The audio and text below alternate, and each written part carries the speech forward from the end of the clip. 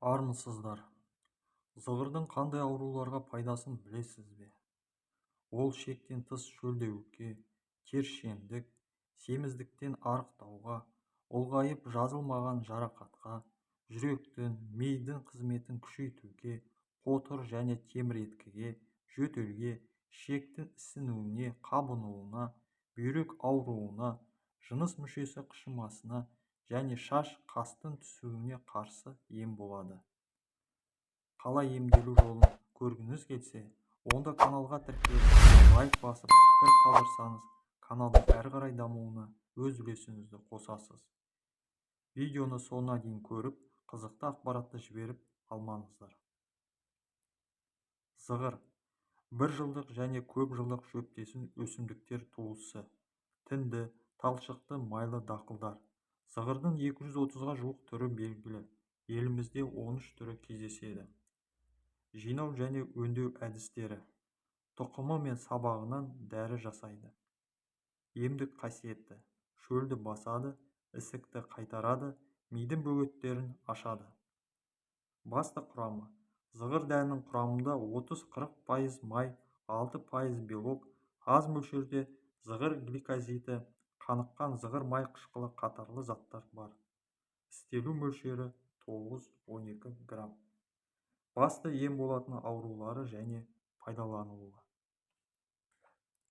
Бірінші, шектен тыс шөлдеуікке, қалыпсыз терді тыюға, семіздіктен арықтауға. Зығыр сабағы талшығынан тоқылған киімді кисе, нәтижесі жақсы болады. Семіз адамдар жаңа тоқылған киімді жазда, жуылып көнергенін қыста кию керек. Екінші, ұлғайып жазылмаған жарақатқа. Зығыр дәнін жаншып, зығыр талшығынан тоқылған кездеменің арасына орап, бірнеше күн қойылғаннан кейін жараның аузына жапсырса, жарақат өніне айналып, еті тез жетіледі. Үшінші, жүректің, мидың қызметін күшейтуге.